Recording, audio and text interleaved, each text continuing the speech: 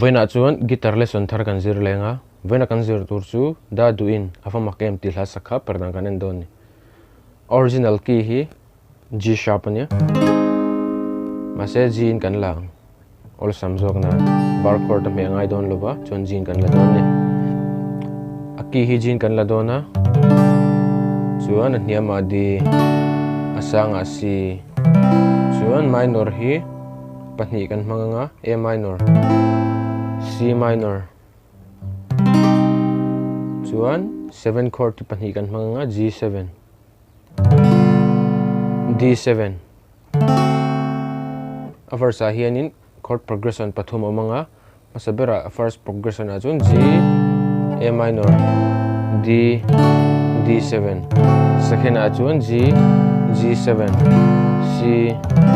C minor third a chun G D G D aversa a first chord progression chu tinakal do ni G a voi ni kan tianga A minor a voi ni D a voi khat D my D7 a voi khat chuan kan strum dan tur kha down down down up kan tianga chuan kan zom hal zelang down down down up down down down up khami speed khan kan zom zel do ni chu tinakal do ni avamak e kahan do ni tiang renga thin lai lua thleng kha first progression a kalanga chuan second progression a kan dut lenga thin lai lua zo a kan G a kan ti chiang chuan second progression a chuan G a voi thum G7 a voi khat C a voi khat C minor a voi khat kan tiang tiang renga thin lai lua zo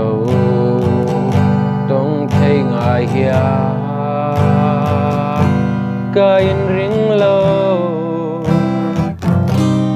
ngai hia ne a che khanin third progression a kan lutanga third progression a G a voi khat D a voi khat G a voi khat D a voi khat ngai hia ne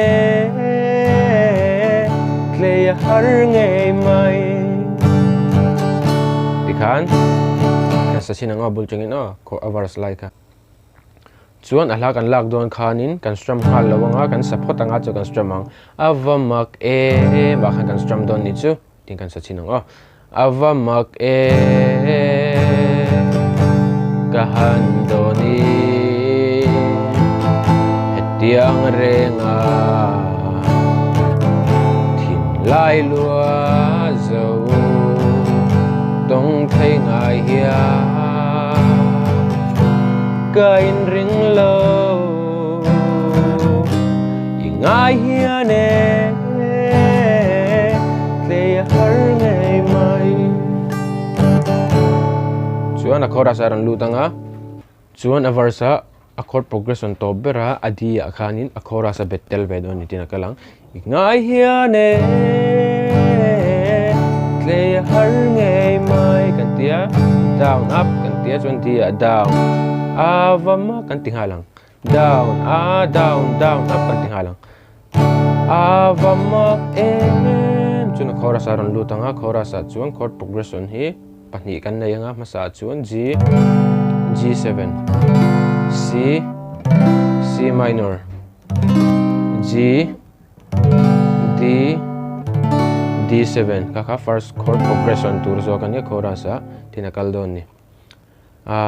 G a voi khat kan tianga G7 a voi khat C a voi khat C minor a voi khat G a voi ni D a voi khat D7 a voi khat kan ti dan kan sa chinang avamak e ka shil thiam thelo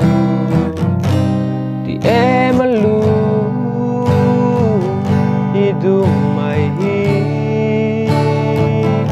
isak mel chuan second progression alu lenga second progression poi inang renga atopa hian tlem inang don lawa second progression a chuan G G7 C C minor G chuan D G abo kan let leang a chorus a second progression a chuan voi khat cheu kan ti don ni idum mai hi second progression alu chiang isak mela dar zamem ni le italo chua ka theih lo Chord sibul jeng kan selet sinang avamak shil thiam theih lo ti emalu ngidum mai hi isak mela dar zamem ni le italo chua ka theih lo chuan a second verse ka salet chinanga kan du tok don nia min dem lo la nang ngai wang ia tlang rel reng hi ka don theih lo le mang min der mai lo la izun ngai ria hi min nem ro avamak ka shil thiam theih lo ti emalu ngidum mai hi isak mela dar zamem ni le italo chua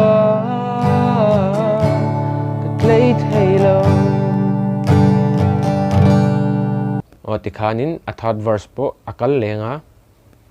thilharom lawa ngai hlir na kal don ni avar zong zong kha ti zong kha tun tuma guitar lesson kan zir thei chu ni sela he ka video chai ti hlawkpui nei lo nei ni chuan khongen mi lo like mi lo subscribe ve don nia guitar lesson le peka kanin hule cheu don nia